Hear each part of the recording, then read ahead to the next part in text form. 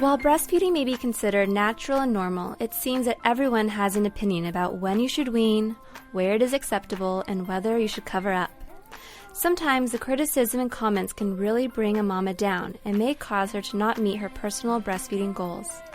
I'm Cassidy Freitas, Marriage and Family Therapy intern at the University of California, San Diego. Today we will be discussing how to deal with breastfeeding criticism. This is the Boob Group, episode 17. Breast milk, it does a baby good. Silly daddy, boobs are for babies. I make milk. What's your superpower? If my breastfeeding offends you, put a blanket over your head. Dairy diva. Don't be lactose intolerant. Nursing nature's own breast enhancement. Meals on heels. Whoever said there's no use crying over spilled milk never had to pump. Breast milk. All others are inferior. Whatever your point of view, we're here to support your breastfeeding goals. We're the Boob Group, because mothers know breast. Welcome to the Boob Group, broadcasting from the Birth Education Center of San Diego. I'm your host, Robin Kaplan. I'm also a certified lactation consultant and owner of the San Diego Breastfeeding Center. At the Boob Group, we're your online support group for all things related to breastfeeding. And we are not only online, but we are mobile as well. You can now take the Boob Group with you wherever you want to go. The apps are now available at Amazon Android Market and in the iTunes App Store. I love that I can share my favorite episodes on Facebook right through my app, and I feel very internet savvy. Today, I'm joined by three fabulous panelists in the studio. Ladies, would you please introduce yourselves? I'm Megan Weber. I'm 26 years old. I'm a billing clerk, and I have two children. Madeline, she's 3 years old, and Colton is 4 months. My name is Erin Esteves, and I will not divulge my age. I have one child. He is 9 months old, and I work in international business. My name is Crystal Mollett. I am 27 years old. I'm a pharmacy technician. I have two children, three-year-old and an 8-week-old. Well, ladies, welcome to the show. Before we start today's show, here's Jonna Rose Feinberg with some tips for breastfeeding multiples. Hi, Boob Group. This is Jonna Rose Feinberg, editor of breastfeedingtwins.org. I'm a mom of twins and a board-certified lactation consultant in the Seattle area. Today, we are going to talk about positioning options for breastfeeding your twins. In the beginning, you may find it easiest to focus on feeding one baby at a time, but once you and the babies get the hang of things, you may want to tandem nurse for some or all of your feedings. Many moms find that using a special twin nursing pillow helps them comfortably support both babies in the football position. This is great for babies when they're younger and continues to work for many people as their babies grow because it gives each baby their own space. For small babies, you may need to add rolled or folded receiving blankets, washcloths, or other props to help position the babies and keep yourself comfortable. As the babies get bigger, you can adjust the number of props or add some pillows behind your back or under the pillow for extra support. You can also tandem nurse while reclining. You may want to experiment with feeding in a recliner or leaning back on some pillows, with one baby resting along each side, supported by your arms. This position is well suited for babies who are latching well and have good head control, and it's a nice way to feed babies and let mom rest a bit. Once your babies are older, you might want to experiment with more upright positions. Babies who are sitting on their own can straddle your leg and lean in to nurse. This position is especially nice when you're out and about because it doesn't require any nursing pillows or props and can be easier on your back. Whatever position you choose, remember that as your babies grow, new options will be available, so please keep experimenting to figure out what works best for you. For pictures of breastfeeding positions and to read more tips and personal breastfeeding stories, please visit breastfeedingtwins.org and keep listening to the Boob Group for more twin tips. So today on the Boob Group, we're discussing how to best respond to breastfeeding criticism and how to deal with it, possibly preemptively. Our expert, Cassidy Freitas, is a marriage and family therapist intern at UCSD, as well as a breastfeeding and working mom. Cassidy, welcome to the show, and thanks for joining us. Thank you for having me. Sure. So when we're talking about breastfeeding criticism, I know that it isn't always overt. It could be a passive-aggressive comment that life might be easier if you just offered a bottle, or that formula might help your baby sleep a little bit more soundly in the middle of the night. Or it could also just be a rude look at a restaurant, for example, if you're nursing in public. So Cassidy, let's start with the basics. Why do you think others are so comfortable offering criticism about breastfeeding? Is it jealousy, a lack of understanding? What do you think? It's a really great question. And, I really think it depends who we're talking about in terms of who's offering the advice or the criticism. Is it a friend? Is it a family member? Is it a complete stranger? Because that definitely happens as well. I think that if we're talking about a friend, if there's a critical friend in your life, if potentially they didn't have a positive experience with breastfeeding. So there's just she may unwittingly be discouraging the new mom. The truth is that breastfeeding can really be challenging at times. And if she didn't have a positive experience, there might be a little bit of jealousy there, a little bit of breastfeeding jealousy. And that really speaks to how important it is for us as successful breastfeeding moms, how important it is for us to encourage our friends and to be supportive. Family members, that can be a real tough one. And I think a lot of times there is a lack of understanding, but it's also important to understand that just like we have this important relationship with our child, the family member also has a special relationship with that child and with us, which can kind of leave the door open for offering their, insights or advice because they want to be involved. So, lack of understanding, just trying to be helpful, some jealousy, yes. And then there's just the complete stranger who might be, uncomfortable seeing a breastfeeding mother or who just really has an opinion and wants to share it. So, yeah, it can come from a variety of reasons. Okay, thank you. Ladies, have you dealt with overt breastfeeding criticism, or has it been mostly passive-aggressive? I'm sitting here and I've realized I haven't experienced any negativity. That's fantastic. Whether it be in the workplace or at home. And initially when I started breastfeeding, I had a lot of difficulties and it was very challenging. And I had so much support that sometimes it was overwhelming. On my side of the family, there was really never any discussion about breastfeeding, but my husband's side of the family, they're very open, very supportive. So yeah, I've been very, very lucky, and the workplace has been awesome too for me. That's fantastic. Crystal? I think mine's mostly been passive aggressive a little bit. Like my mother-in-law, she's really loves to, love the baby, which is great, but I think she's a little jealous that she can't feed the baby. So she'll always be telling me, oh, just bring over some frozen milk and I'll feed the baby today. And I'm like, oh, well, I'm here, so I'm fine. Thank you. I just have to know how to just kind of brush it off and know that she means well, but I really would prefer to nurse, directly instead of giving a bottle. In public, I've nursed in public often, and I use a cover, and it's uncomfortable sometimes, but I'm getting better at it, and I've nursed in a restaurant before, and I'm so focused on nursing, I don't really look around to see if anyone even cares, because I'm with family usually, or my husband, and they don't care for the most part that I know of. So I don't notice other people, and no one's ever said anything to me, so I think that's great. Yeah. That's great. How about you, Megan? For me, I've experienced kind of both the passive-aggressive and just the straight-in-your-face. It was a dear friend of mine who, coincidentally enough, was also nursing her baby at the time, told me that it is considered incest to be nursing your baby once they get teeth, which absolutely boggled my mind, and I just smiled and moved on from that.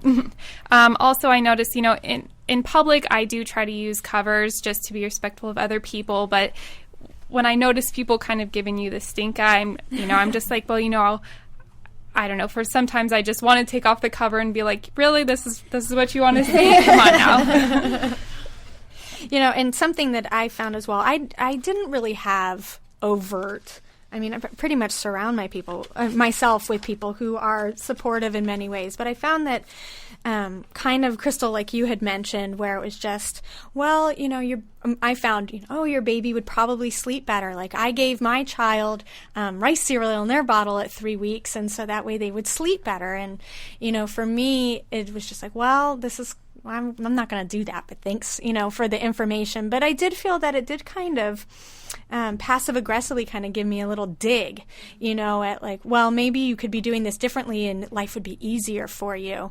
And especially when breastfeeding is somewhat of a challenge, I found having someone come in and say, well, it's okay if you give a bottle. And where they were coming from was a place of helping and understanding and trying to make things better. But it also was a little bit of a sabotager, because I was like, well, it probably would be, but that's not my goal yet. And I was afraid that, if I gave a bottle too early, that it would cause some problems. And so those little comments while they came from a place of love, I found that they weren't super helpful for me, because then it just made me second guess what I was doing. And I didn't, my self-esteem was low anyway. I didn't need it, I didn't need any more at the time. So that's kind of how I saw it. Kat, go ahead. Well, I was going to say, I did get that when I was experiencing a lot of my challenges. I did get that from girlfriends who had nursed, and in particular friends who had their own issues and had to leave nursing aside because for their own reasons. But they kept telling me that if I couldn't do it, it was okay. But somehow the words, they seemed almost empty to me, and I was just adamant to continue. Yeah, and I remember we had a couple women on here a couple weeks ago or maybe a month ago, who had twins, and they had mentioned that, that even comes with its own set of challenges with breastfeeding two babies, not just one. One of them had mentioned that having, when people came into their home, that she said, you may only say positive things about breastfeeding. Like, you're doing such a fantastic job, because she said she knew she was struggling. She didn't need anyone else to point it out. And I thought that was a really interesting bit of advice. And so, Cassidy, do you have other tips on how to deal with these either passive-aggressive or overtly, very opinionated things about, and not even just with breastfeeding, but parenting in general, because everyone seems to have an opinion about that too. It's a great point. This doesn't just stop once you stop breastfeeding. The advice or the input, it continues, as your child grows. I think the first thing you can always do is disregard, regardless of what anybody says, you are the mother, and you get to decide what you're going to do. So coming up with some sort of generic statement like, yes, I'll have to look into that, or let me ask my pediatrician. Let me see what he has to say about this. I always say I have to speak to my lactation consultant. There you go. Right, just blame it on me. That's fine. They don't know me. Yes. Quote, blame. Quote. Yes. Yeah. Quote them. Or listening. This might not sound like something that you would expect me to say, but, if we take a step back and before getting defensive, actually listen to what it is that, the friend or the parent is trying to say, we might actually find something in there that is helpful. A lot of it might not be helpful, but if we're not getting defensive, they're much less likely to kind of force it on us. You're giving them the opportunity to kind of offer up their advice, and who knows, you might find something in there that, can be helpful. So educating yourself, that way you can educate others. And not just to educate others, but if you have the knowledge, knowledge is power, and it's going to give you the confidence to kind of make your own decision in the end, despite what your loved ones or complete strangers are telling you. So picking your battles too, I think that, whether it's your mother-in-law or your own mother or just that one dear friend, who keeps coming, with the advice or with the criticisms, pick your battles. I think that you're exhausted anyway, and expending all your energy on kind of fighting these battles isn't really always going to be so helpful. So asking for advice in other areas of child rearing, so if this is especially particularly for families, for the grandmother or the great-grandmother or whoever else, ask them advice about other things that maybe you actually want advice about, just so that they feel like they're involved, in one way, shape, or form. And finding a gatekeeper. I think husbands can really serve as wonderful gatekeepers, especially when the critical person or advice giver is a family member. So kind of, getting him on your side and kind of helping, having him serve as that gatekeeper. That was, kind of my next question too, is how can we get our partners involved in this? What's appropriate to ask them to do? It's really just about communication, letting them know that you are feeling criticized, or you are starting to feel a little insecure about your decisions, and that, this advice or that advice or these instances are sort of, causing you to feel this way, and just kind of letting him know that this is happening and that you would really like his help in all this. Now, what if the criticism is coming from the partner? Because sometimes we get that too, where it's just the partner's not understanding what our needs are. And this can really be the most difficult type of situation for a breastfeeding mom, because your husband or your partner, they're the person that's on this journey with you, and they're the one that you're around the most. So that can be really difficult.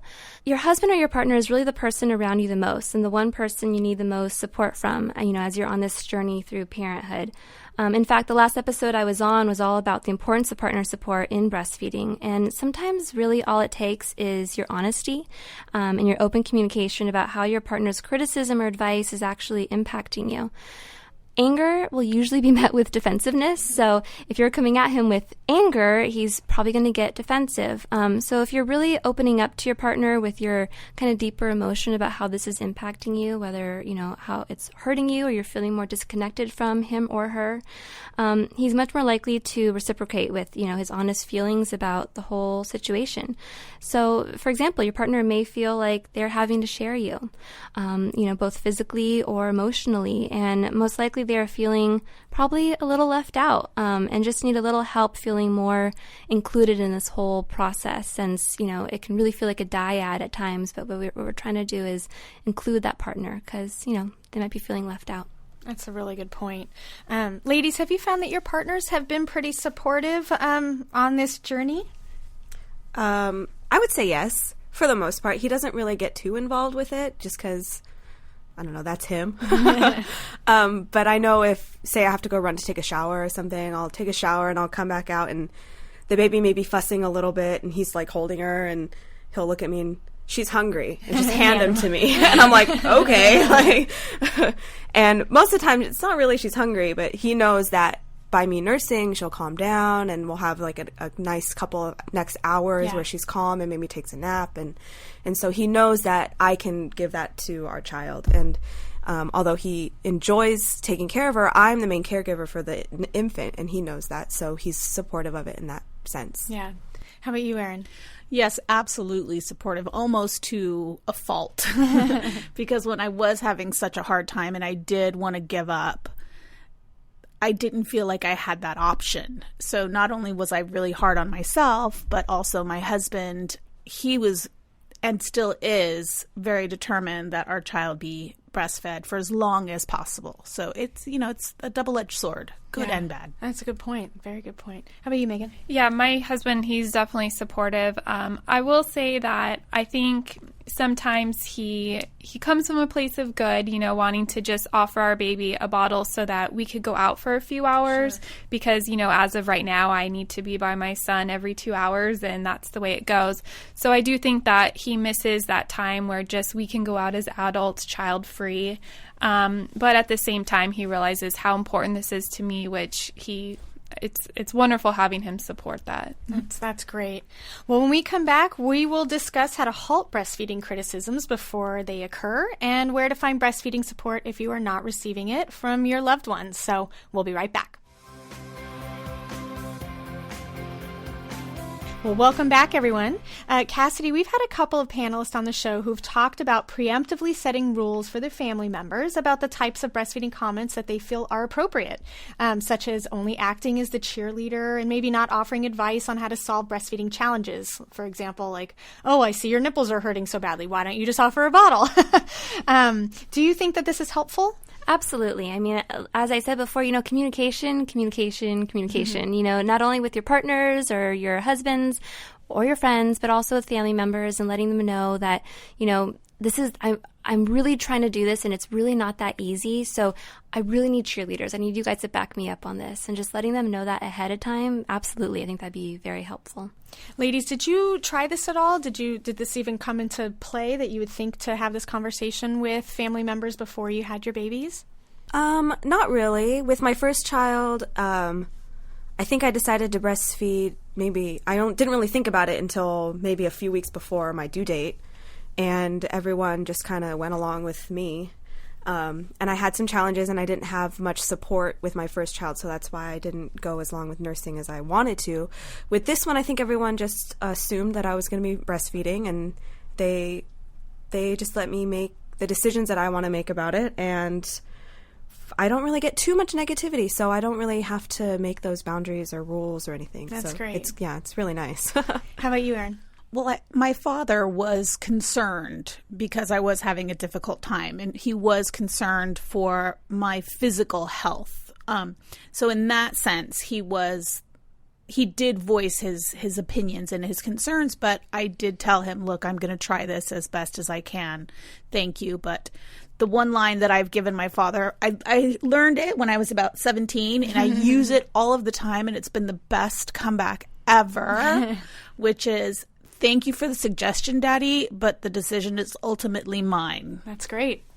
That's perfect, because it acknowledges that you are listening and that you're open to, his thoughts, but that you're going to process it and do what you need to do.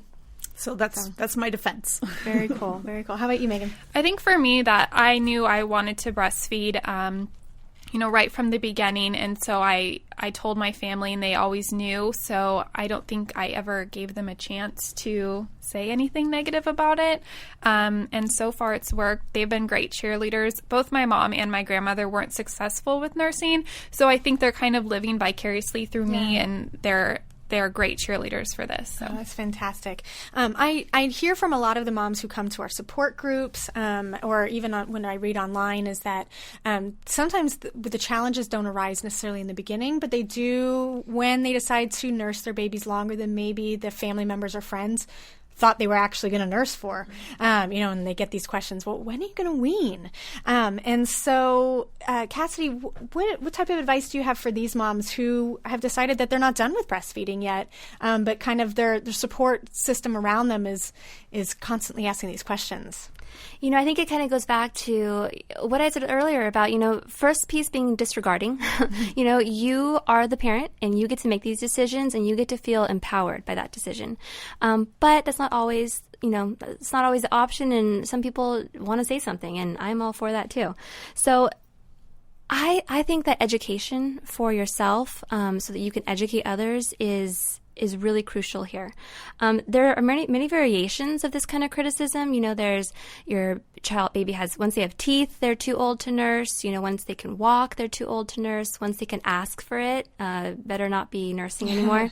And when the truth is that breast milk continues to be an excellent food for as long as your baby wants to nurse. It continues to provide health benefits as long as your baby nurses, and continues to provide psychological benefits for many years. For instance, a toddler's life is very demanding and frustrating, and the safety and the constancy of their mother's breast really makes them much better able to, cope with their, often very busy and frustrating lives.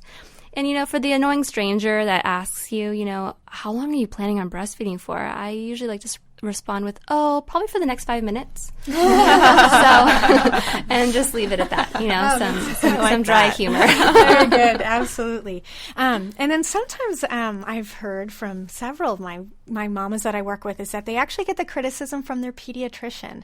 Like, a lot of them believe that you should, breastfeed exclusively for 6 months and then up to a year with complementary foods. But then after that first year, they don't see the benefit of it. And so how would you recommend dealing with someone in kind of an authority figure and someone you also have to see on a very regular basis? That's a great question. My first instinct is to say, get a second opinion. Anytime a health professional suggests that you're weaning or is giving you any sort of parenting criticism, the American Academy of Pediatrics recommends babies be exclusively breastfed for the first 6 months of life, and with continued breastfeeding for a year or as long, as the mother and baby desire. And, even the World Health Organization, which recommends mothers breastfeed for at least 2 years. So if your healthcare professional or pediatrician is asking you to wean, I would really be questioning their, where they're getting that information from or where that opinion is coming from, and I would get a second opinion. And just a kind of a side note for a couple other articles that are out there about dealing with this as well. On the San Diego Breastfeeding Center website, we have an article called "How Can I Respond to My Pediatrician Who Is Not Supportive of Breastfeeding?" And actually, I kind of started that one out with dry humor too. Or just, can I have my records, please? But you can also look on the Natural Resources Defense Council and their article on benefits of breastfeeding. And kellymom.com has fabulous ones that talk about the many benefits of breastfeeding, just tons and tons of resources. So if you do have a healthcare professional or, even a family member who's questioning why you would want to continue breastfeeding after 6 months or a year, there are lots of resources out there that can provide you with that information. My response has always been, I'll stop when it gets awkward. For me or for him, not for you. Yeah. Oh, that's a great one as well. Because with my first son, I only nursed for 3 months. So that's the thing I'm looking forward in the future, is to see what my family is going to say when I continue nursing, hopefully to a year, if I'm going to be getting those types of responses from them at 6 months. Yeah. Oh, you're still nursing, and I'm interested to see how my family reacts to that, because I think they know that I want to at least do it for a year, but I'm not sure if they understand that I'm actually going to do it for a year. So I'm interested to see how my family reacts in the future. And you'll have the resources just in case you need them. And you can keep us posted. Yeah, exactly. Do you think that it was helpful, ladies, to set up, these support systems, also not only your families, but do you attend support groups? Do you go online and look for information so that way you could get this continued support, not only from family members, but from outside resources? Absolutely. I find that I surround myself with other breastfeeding moms.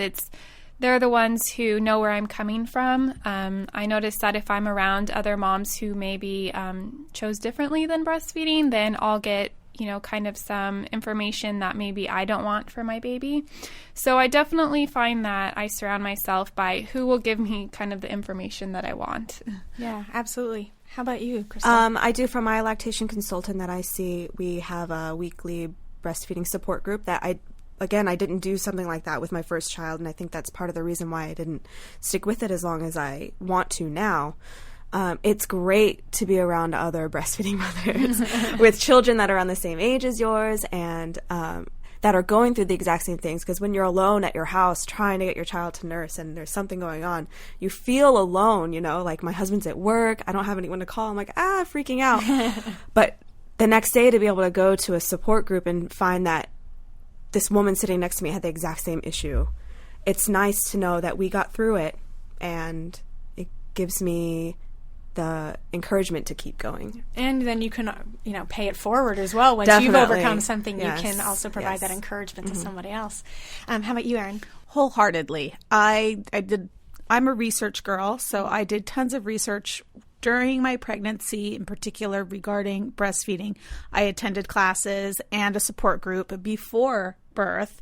And I know that had I not that support group beyond my immediate family and my husband's family, I would not have continued, because I went through hell and high water. And 9 months into it, it's great. So I'm extraordinarily grateful for all of the support, and will happily offer any to anyone in the payback. Very good. How about you, Cassidy? Well, I could tell you all the research as a family therapist, how incredibly important it is to have that support and find like-minded people, but I'm just going to speak for a second as a breastfeeding mom, and shout out to my play group, because they've been amazing. It is so wonderful to surround myself by like-minded mothers and that have the same sort of values that I do. We even have a Facebook message thread where, it could be 2 a.m. and one of us is messaging the rest of the group like, oh my God, I can't, my son or daughter isn't sleeping. Are you guys up? Like, what should I do? And it's so wonderful to know that there's other mothers out there who are either struggling with or enjoying the same little sort of phases that I am. So I think it's so important. And you found these at your breastfeeding support group, didn't you? I did. That's super cool.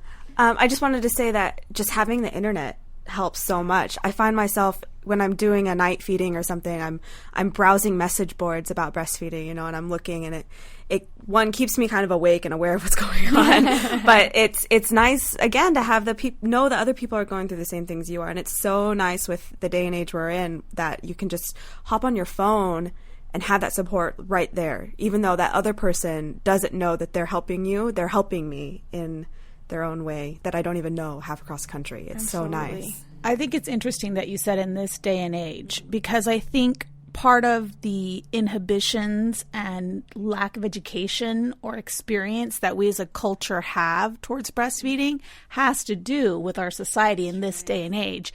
So I find it really interesting that it's the new technology that's kind of bringing us back, because these support groups, these message boards are mimicking what we would have experienced in a social environment 200 years ago. We would have had more firsthand experience with seeing somebody else breastfeed. We would have gotten all of that support and knowledge from our aunts, our grandmothers, our neighbors. So it's very exciting for me to see this kind of return to communication, but being so far apart from everyone at the same time. It's like the village mentality, but I'm kind of off topic, not really. I'm going to a conference next week called Blog Her, which is in New York, and I went to it last year when it was in San Diego.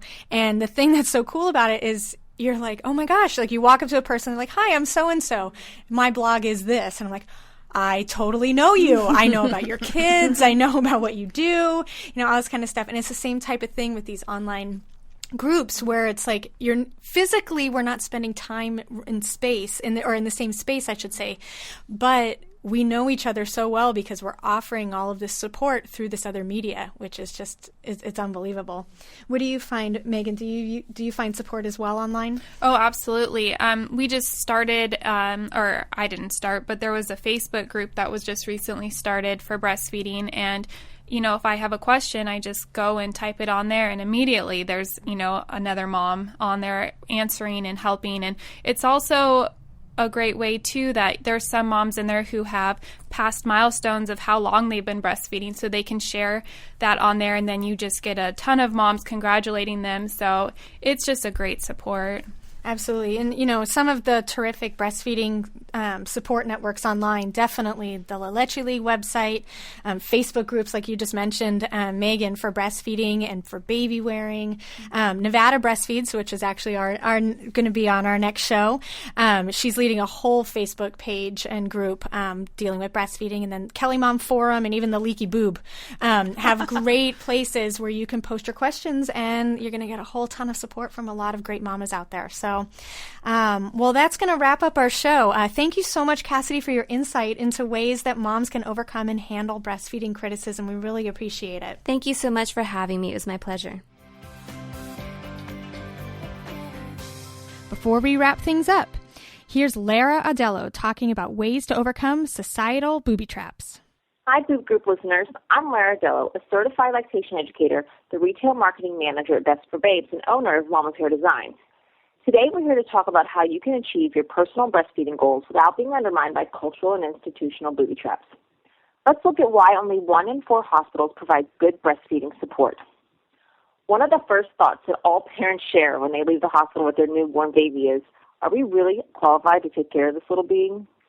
Leaving the controlled atmosphere of the hospital can be scary, especially because breastfeeding changes so much once we're home. Most moms' milk doesn't come in until then, and nighttime feedings can seem a little more scary without the extra support. Our breastfeeding journey gets off to an important start in the hospital, but the rest of the long road runs through our homes and communities. That's why ongoing breastfeeding support has repeatedly been shown to increase breastfeeding success, and why post-discharge support is one of the 10 steps to successful breastfeeding. The CDC collects information about hospitals' compliance with the 10 steps, and for 2009, they reported that only 26.8% of hospitals routinely provided 3 modes of post-discharge support to breastfeeding moms. And while all of the other measures improved from 2007 to 2009, post-discharge support remained unchanged since 2007. It's been said, hospitals assume that the community will take care of breastfeeding, the community points to the hospitals, and moms fall through the cracks. We all have to make it our responsibility.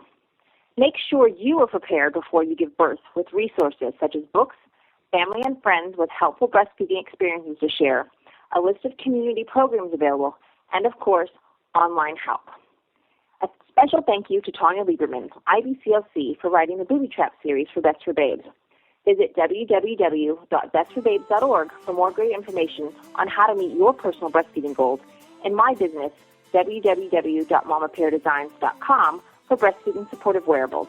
And be sure to listen to the Boob Group for fantastic conversations about breastfeeding and breastfeeding support. So thank you to all of our listeners. I hope you'll visit our website, theboobgroup.com, and our Facebook page to offer your advice on how you dealt with breastfeeding criticism. If you have any questions about today's show or the topics we discussed, please call our Boob Group hotline at 619-866-4775, and we'll answer your question on an upcoming episode. Coming up next week, we'll be talking with Sarah Ortega about local and online breastfeeding support. Thanks for listening to the Boob Group, because mothers know breast. This has been a New Mommy Media production.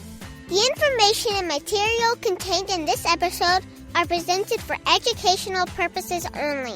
Statements and opinions expressed in this episode are not necessarily those of New Mommy Media and should not be considered facts. While such information and materials are believed to be accurate, it is not intended to replace or substitute for professional medical advice or care, and should not be used for diagnosing or treating healthcare problem or disease or prescribing any medication. If you have questions or concerns regarding your physical or mental health or the health of your baby, please seek assistance from a qualified healthcare provider.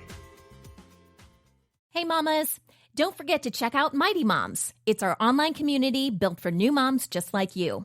Not only can you connect with other moms, but you can also join us backstage for special mom-only online events. And you'll also be notified when we're recording, so you can join us as a special guest. Visit our website, newmommymedia.com, and click on the Mighty Moms banner. It's free. That's newmommymedia.com. See you there.